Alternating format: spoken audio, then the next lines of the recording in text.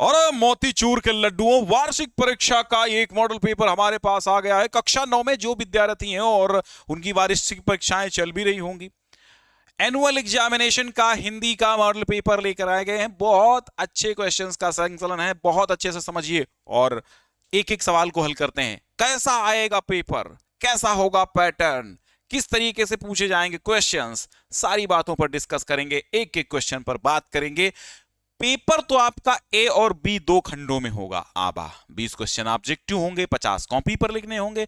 और बहुत बार तो ऐसा भी कहा जाता है कि ओएमआर शीट पे छोड़ के आप कॉपी पर ही 20 के उत्तर दे दीजिए। बहुत सारे स्कूलों में ऐसा कहा जाता है, तो कॉपी पर लिख दीजिए, आपको क्या है, आपको तो 20 में से 20 अंक लाने होंगे, है ना। तो यहां पर पहला सवाल है, देखो कॉपी कैसे कक्षा 9 की लिखनी है, मैं ऑलरेडी लिख के मतलब लिखवा के चेक करके लाइव बता चुका हूं कि अच्छे अंक कैसे आप पाएंगे।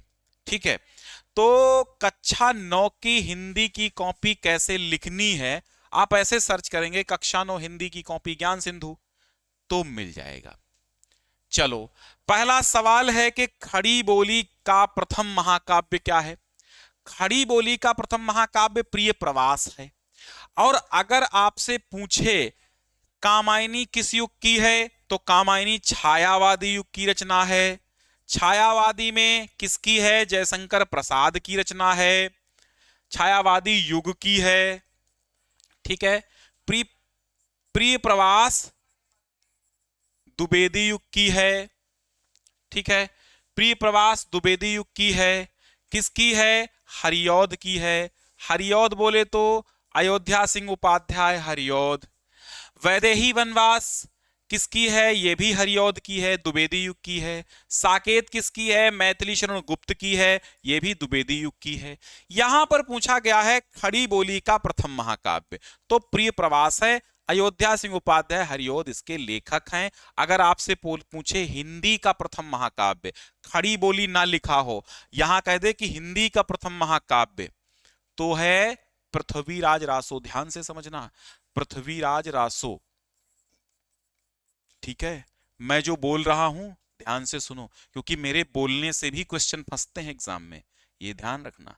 मैं जो बोल रहा हूं वो भी ध्यान से सुनो। पृथ्वीराज रासो चंद बरदाई का लिखा हुआ है, क्या है, चंद बरदाई का लिखा हुआ क्या है, महाकाव्य है। क्या है, पृथ्वीराज रासो महाकाव्य है। ठीक है, तो अगर आपसे पूछे हिंदी का प्रथम महाकाव्य, तो पृथ्वीराज रासो है। पृथ्वीराज रासो किस काल की रचना है, तो वीरगाथा काल की। और वीरगाथा काल को क्या कहा जाता है, तो वीरगाथा काल को आदिकाल कहा जाता है। ये सारी बातें याद रखिए, ये सवाल आते हैं आपके कक्षा 9 में, इसलिए मैं बोल रहा हूं। पृथ्वीराज रासो का रचना काल क्या है, तो आदिकाल है। आदिकाल का ही नाम वीरगाथा काल है। किसने लिखा, चंद बरदाई ने लिखा। पृथ्वीराज रासो महाकाव्य है, हिंदी का पहला महाकाव्य है। हिंदी का पहला महाकाव्य खड़ी बोली का तो प्रिय प्रवास है। हिंदी का पहला नाटक नहुष है, गोपाल चंद्र गिरधर दास का है। हिंदी का पहला उपन्यास परीक्षा गुरु लाला श्रीनिवास दास का है। हिंदी का पहला नाटक नहुष है। ठीक है, हिंदी की पहली एकांकी एक घूंट मानी जाती है, ध्यान रखना।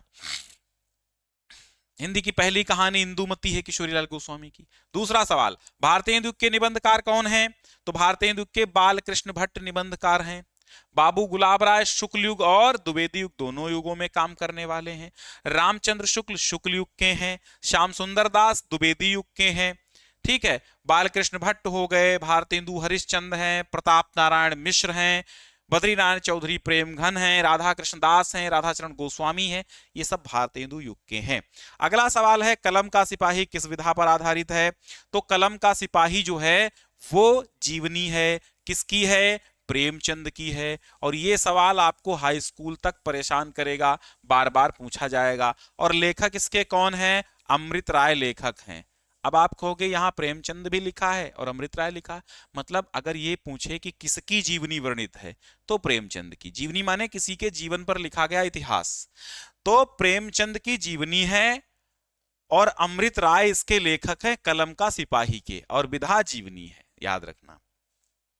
विनय पत्रिका किस काल की है? तो विनय पत्रिका तुलसीदास की है, और तुलसीदास आपको पता है भक्ति काल के हैं, तो ऑप्शन नंबर बी भक्ति काल के हैं। हिंदी का पहला महाकाव्य देखो पूछ लिया, अभी ऊपर मैंने बताया था, तो पांचवा सवाल आ गया। हिंदी का पहला महाकाव्य पृथ्वीराज रासो है। किसने लिखा है? चंद बरदाई ने लिखा है, ऊपर बताया था आपको। अच्छा, खुमार रासो किसकी रचना है? दलपति विजय की है। दलपति विजय की रचना है खुमार रासो। साहित्य लहरी सूर सारावली सूरदास की रचना है, और साकेत तो मैत्री शरण गुप्त की ही है। कृष्ण काव्यधारा के कवि नहीं है, तो देखो सूरदास, नंददास, चतुर्भुजदास हैं, लेकिन लालदास नहीं है। चतुर्भुजदास हैं लेकिन लालदास नहीं है। वाहन चालक को सबसे पहले किस बात की जानकारी होनी चाहिए? देखो, सड़क सुरक्षा और यातायात से दो सवाल आएंगे, कुछ जगह आते हैं कुछ जगह नहीं भी आते हैं, लेकिन पढ़ लेना जरूरी है। हर जनपद का अलग अलग जो होता है पेपर होता है, हर जिले का अलग अलग पेपर होता है, हर विद्यालय का अलग अलग होता है। तो हो सकता है कि कुछ विद्यालयों में पैटर्न को फॉलो किया जाए, लेकिन जो असली पैटर्न है उसमें दो सवाल, जो बोर्ड कहता है, बोर्ड के हिसाब से दो सवाल आपके यातायात सुरक्षा से होने चाहिए। तो वाहन चालक को सबसे पहले किस बात की जानकारी निर्धारित होनी चाहिए? तो योग्यता, परिपक्वता, निर्धारित उम्र, ये सभी। लाल रंग के गोलाकार संकेत होते हैं।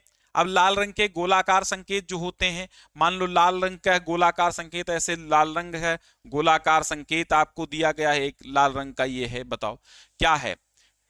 आदेश है, प्रेरणा है, सूचना है, या चेतावनी है? तो चेतावनी देने वाले होते हैं। लाल रंग हमेशा काहे का निशानी है? चेतावनी का है। आगे समझो कि देखी रूप लोचन ललचाने, हर से जनु निज निधि पहचाने। कौन सा रस है? तो देखी रूप लोचन ललचाने, श्रृंगार रस है, ऑप्शन नंबर ए है। श्रृंगार रस का स्थायी भाव पूछे तो रति है। वीर रस का उत्साह है। करुण का शोक है, ये क्या है? स्थायी भाव है। शांत का निर्वेद है, क्या है? स्थायी भाव। तो स्थायी भाव सब पता होनी चाहिए आपको। कि बंदाऊं गुरु पद पदुम परागा, सुरुचि सुवास सरिस अनुरागा, अमिय मूरी मय चूरन चारु, समन सकल भवरुज परिवारु, सुकृत संभुतन विमल विभूति, मंजुल मंगल मोद प्रसूति। सब क्या है? ये सब है चौपाई। क्या है ये? चौपाई। और चौपाई में कितनी मात्राएं होती हैं? 16 मात्राएं होती हैं प्रत्येक चरण में। तरनी तनुजा तट तमाल तरुवर बहु छाए। अब यहां देखो, ता की आवृत्ति है, तो अनुप्रास अलंकार यहां पर है। निम्नलिखित में से अल्प विराम है। चिन्ह, व्याकरणिक चिन्हों को आपको ध्यान रखना है। एक डंडा खींच दो, पूर्ण विराम है। ऊपर एक चिन्ह लगा दो तो एक ये उद्धरण चिन्ह है। क्या है? उद्धरण चिन्ह है। मान लो जैसे अल्प, यहां पर लिखो राम, और राम जाता है, राम जाता है हमने लिख दिया, एक वाक्य है। यहां पर एक ऐसे चिन्ह इधर से और एक इधर से, ऊपर की ओर, उधर से नीचे की ओर, तो ये एकल उद्धरण चिन्ह है। यहीं पर अगर दोहरा कर दो तो डबल इनवर्टेड कामा इसको बोलते हैं, यानी दोहरा उद्धरण चिन्ह। ये पूर्ण विराम है, और ये योजक चिन्ह है। बीच में जो डैश लगता है उसे हम योजक चिन्ह कहते हैं। ये अल्प विराम है, ये अर्ध विराम है। कामा, कामा यानी अल्प विराम है, कामा के ऊपर बिंदी रख दो तो अर्ध विराम है। ठीक है, ठीक है। तो यहां पर पूछा क्या? अल्प विराम, तो बी ऑप्शन अल्प विराम है। भाई का तत्सम क्या होता है? तो भाई का भ्रातृ होता है। क्या होता है? भ्रातृ या भ्राता, ये भाई का तत्सम है। बहन का तत्सम भगिनी होता है। माता का तत्सम मातृ होता है, और पिता का पितृ होता है। ठीक है, हाँ याद रखना। कमल, राजीव, जलज, नलिन, ये क्या कहलाते हैं? ये पर्यायवाची हैं। किसके हैं? कमल के हैं। दानव का विलोम क्या हो जाएगा? दानव का देवता हो जाएगा। आप दानव का मानव मत लिख देना, गलत हो जाएगा, दानव का देवता हो जाएगा विलोम। चतुर्थी तत्पुरुष का उदाहरण क्या है? तो चतुर्थी माने के लिए, तो ग्रामगता नहीं होगा, गुणहीन नहीं होगा। धन लोभ, धन के लिए लोभ, धन के लिए लोभ, तो धन लोभा हो जाएगा चतुर्थी तत्पुरुष। आ और री मिलकर के क्या बनाते हैं, अर बनाते हैं। जैसे महाधन ऋषि महर्षि हो जाएगा। मुनीन्द्र में संधि कौन सी है, तो मुनिधन इंद्र मुनीन्द्रहा, ये दीर्घ संधि हो जाएगी। हरि शब्द का चतुर्थी विभक्ति का एक वचन, हरिम हरिम हरिणा हरिणे, हरे हरे होगा, तो हरे चतुर्थी विभक्ति का एक वचन हो जाएगा। हरिणा हरिम हरिम हरिणा तृतीया हो जाएगा, हरिम द्वितीया हो जाएगा। गच्छतु किस लकार में है, तो गच्छतु भैया लोट लकार में है। छोटा ओ की मात्रा लग जाए, लोट लकार लिख देना। अब गद्य खंड आ जाएगा। गद्य खंड में दो गद्यांश हैं। ऐसी मीठी निरंकार सीधी वाणी से गुरु ने भटकती जनता को उसका लक्ष्य बताया। आज विद्वान चकित हैं, पंडित अचरज में हैं। कितनी बड़ी ताकत और कैसा निरीह रूप। कालिदास ने ठीक ही कहा है, ध्रुवम वपुः कांचनम पद्म धर्मी यद मृदु प्रकृत्याचा संसार ससार में ऊंचा। जो रूप से स्वर्ण कमल के धर्म वाला होता है वो निश्चय ही स्वभाव से मृदु होता है, किंतु सारवान भी होता है। गुरु नानक ऐसे ही थे। तो कहां से आ गया है ये, गुरु नानक देव। किसने लिखा है, हजारी प्रसाद द्विवेदी ने। तो गद्यांश का संदर्भ लिख दीजिएगा कि प्रस्तुत गद्यांश हमारी पाठ्य पुस्तक के गद्य खंड के गुरु नानक देव नामक पाठ से उद्धृत है। इसके रचयिता, इसके लेखक हजारी प्रसाद द्विवेदी जी हैं, हो जाएगा। ठीक है, व्याख्या कर देना रेखांकित अंश की। भटकती जनता को उसका लक्ष्य किसने बताया, तो गुरु नानक देव ने बताया। गिल्लू को इनमें अपवाद था, गिल्लू इनमें अपवाद था। मैं जैसे ही खाने के कमरे में पहुंचती, तो गिल्लू कहानी से है, महादेवी वर्मा की ये कहानी है, ऐसे समझ लेना। व्याख्या बता देना रेखांकित अंश की। रेखांकित अंश की व्याख्या कैसे लिखेंगे कि प्रस्तुत रेखांकित अंश में महादेवी वर्मा जी कहती हैं, और जो रेखांकित अंश में कहती हैं वही बात अपने शब्दों में आपको लिख देनी है। ठीक है, रेखांकित अंश की व्याख्या। गिल्लू को क्या बेहद पसंद था, तो यहां पर देखो लिखा है काजू। काजू उसका प्रिय खाद्य था, यानी काजू बेहद पसंद था।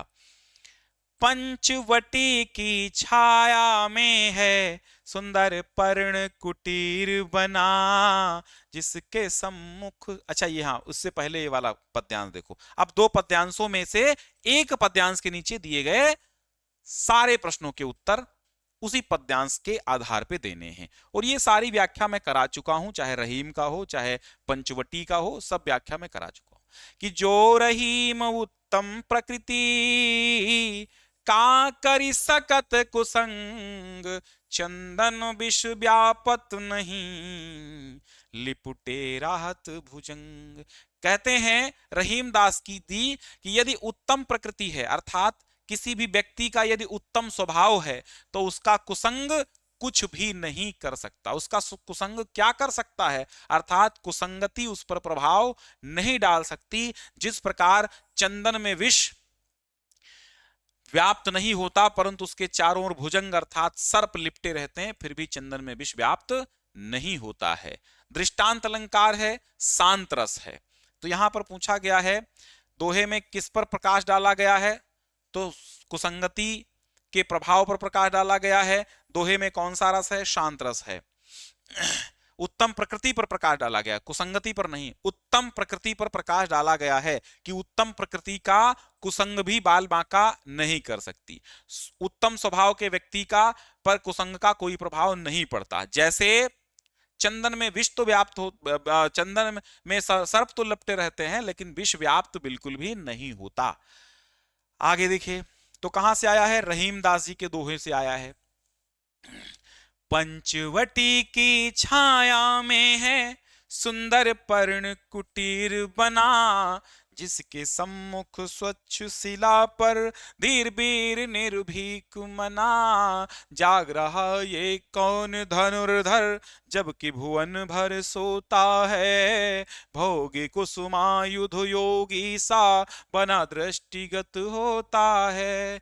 किस व्रत में ये व्रती वीर ये निद्रा का यों त्याग किए, राजभोग के योग्य विपिन में बैठा आज विराग लिए। कहां से आया है, तो ये पंचवटी से है। मैथिली शरण गुप्त इसके लेखक हैं।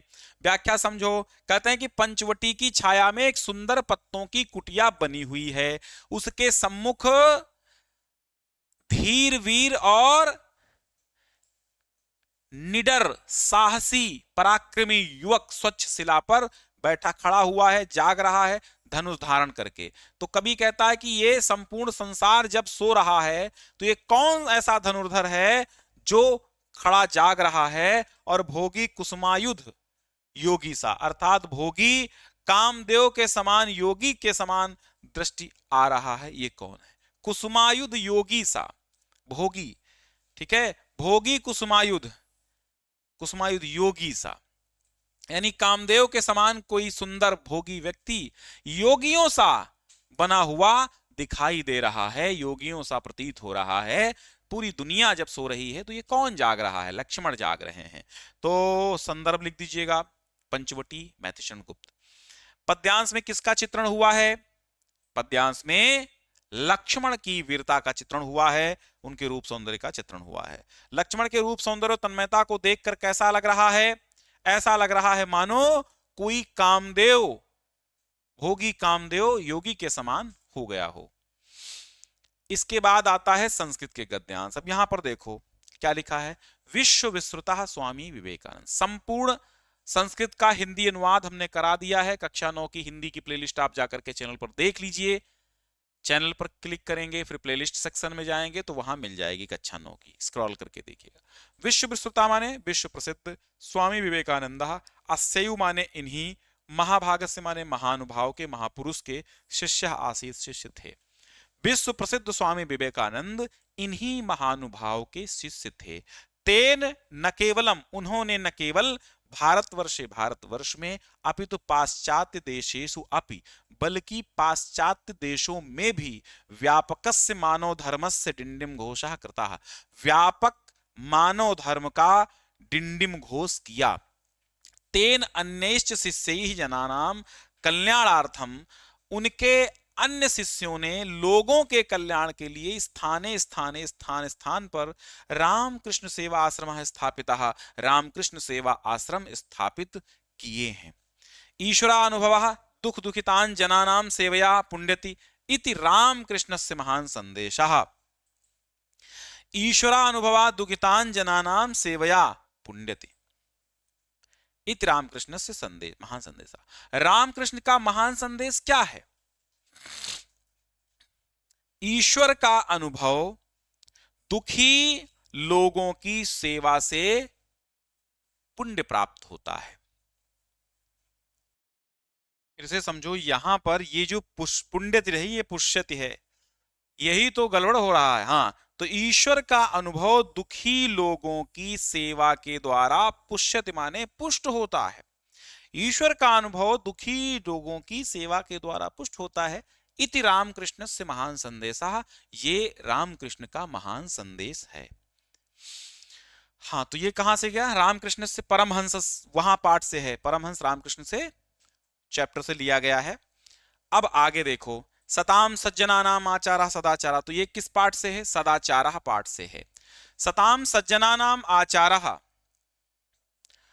सताम सज्जनानाम आचारः सदाचारः, सत सज्जनों का आचरण ही सदाचार है। ये जनाः सदैव विचारन्ति, जो लोग सद ही विचार करते हैं, सदैव आचरन्ति, और सत का ही आचरण करते हैं, ते एव जनाः, ते एव सज्जनाः भवन्ति, वे ही सज्जन होते हैं। सज्जनाः यथा आचरन्ति, सज्जन जैसा आचरण करते हैं, तथैव आचरणं सदाचारः भवति, वैसा ही आचरण सदाचार होता है। सदाचारेणैव सज्जनाः स्वकीयान इंद्रियाणि वशे कृत्वा सर्वैः सह शिष्टं व्यवहारं कुर्वन्ति। सदाचार से ही सज्जन अपनी इंद्रियों को, स्वकीयान इंद्रियाणि, अपनी इंद्रियों को वशे कृत्वा, वश में करके, सर्वैः सह सभी के साथ, शिष्टम व्यवहारम कुर्वन्ति, शिष्ट व्यवहार करते हैं। ठीक है, तो ये समझ में आ गया होगा। अच्छा, शेयर कर दो एक बार यार, तुम लोग करते नहीं हो, कम से कम शेयर और लाइक कर दिया करो। सताम सज्जनानाम, फिर से मैं समझा देता हूं, बहुत इंपॉर्टेंट है। सताम सज्जनानाम माने सत सज्जनों का आचारः, आचारः मतलब होता है आचरण ही, सदाचारा सदाचार है। ये जना सदैव विचारयन्ति, यानी जो लोग सत्य ही विचारते हैं, सदैव आचरन्ति, और सत्य ही आचरण करते हैं, ते एव सज्जना भवन्ति, वे सज्जन होते हैं, वे ही सज्जन होते हैं। सज्जना यथा आचरन्ति, सज्जन जैसा आचरण करते हैं। ठीक है, सज्जन लोग जैसा आचरण करते हैं, तथैव आचरणम, वैसा ही आचरण। सदाचारम भवत, सदाचार होता है। सदाचारेणेव सज्जनाः, सदाचार से ही सज्जन स्वकीयान इंद्रियाणि वशे कृत्वा, अपनी इंद्रियों को वश करके सर्वैः सह शिष्टम व्यवहारम कुर्वन्ति, सभी के साथ शिष्ट व्यवहार करते हैं। तो सदाचारा पाठ से है। अब आएगा 2 श्लोक में से एक करना होगा, संदर्भ सहित करना है, सबके संदर्भ भी लिखना है कि धर्मज्ञा सत्यसंधश्च प्रजानां च हिते रतः। धर्मज्ञ माने धर्म के ज्ञाता। धर्मज्ञ मीन्स क्या होता है? धर्म के ज्ञाता। अच्छा, पहले नंबर पे तो बताओ कहां से आया है ये? आया कहां से, किस पाठ से है? आपने चैप्टर नंबर 3 पढ़ा होगा अपनी किताब में, तो वो कौन सा पाठ होगा? वो होगा, अरे यार, वो राम वाला पाठ है। अब राम वाला कौन सा पाठ है? पुरुषोत्तम रामः, वहां से है। तो धर्मज्ञ माने धर्म के ज्ञाता। और पाठ का नाम नहीं पहचान पाओगे तो संदर्भ कैसे लिखोगे? तो धर्मज्ञ माने वह राम, धर्म के ज्ञाता। सत्य संदश्च माने सत्य प्रतिज्ञा वाले। प्रजानाम च हिते रतः, और प्रजा के हित में लगे रहने वाले हैं। यशस्वी ज्ञान संपन्न, यशस्वी माने वे यशस्वी हैं, ज्ञानी हैं। शुचि माने पवित्र हैं। वश्य माने इंद्रियों को वश में करने वाले हैं। समाधिमान माने समाधिमान अर्थात एकाग्र चित हैं। फिर है वर में को गुणी पुत्रो नचा मूर्ख सतयपि, ये कहां से आया है? ये सुभाषितानी से है। वरम माने श्रेष्ठ है, एको माने एक, गुणी माने गुणवान, पुत्रो माने पुत्र। एक गुणवान पुत्र श्रेष्ठ है, ना माने नहीं, चा माने और, मूर्खा माने मूर्ख, शतई माने सैकड़ों, और सैकड़ों मूर्ख नहीं। अर्थात सैकड़ों मूर्ख पुत्रों से एक श्रेष्ठ पुत्र अच्छा है। कहने का तात्पर्य ये है कि एक श्रेष्ठ और गुणी पुत्र अच्छा है, 100 मूर्ख नहीं। 100 मूर्ख पुत्रों से भी, 100 मूर्ख पुत्रों से भी एक गुणी श्रेष्ठ पुत्र अच्छा है। एकह चंद्रो, एक चंद्रमा, तमोहंती, तमोहंती, तमो लिखा, तमो माने अंधकार। एकह चंद्रः तमोहंती, एक चंद्रमा अंधकार को नष्ट करती है। नचा तारा गणयपि, और तारों के समूह नहीं। अर्थात एक चंद्रमा पूरी धरती को, एक चंद्रमा अंधकार को समाप्त कर देती है, और सैकड़ों तारे नहीं। इसके बाद दीपदान एकांकी और लक्ष्मी का स्वागत एकांकी के कथा संगठन पर अपने विचार प्रकट कीजिए, या फिर सारांश वही है। तो करा चुके हैं, नए मेहमान की कथा वस्तु लिखिए, करा चुके हैं, आप देखो प्लेलिस्ट में। फिर इसके बाद जीवन परिचय है, जीवन परिचय करा चुके हैं, प्रेमचंद का है, जयशंकर प्रसाद कबीर। ठीक है, नहीं करा तो हाई स्कूल का जयशंकर प्रसाद पढ़ लो, कबीर और प्रेमचंद का करा ही चुके हैं, है ना।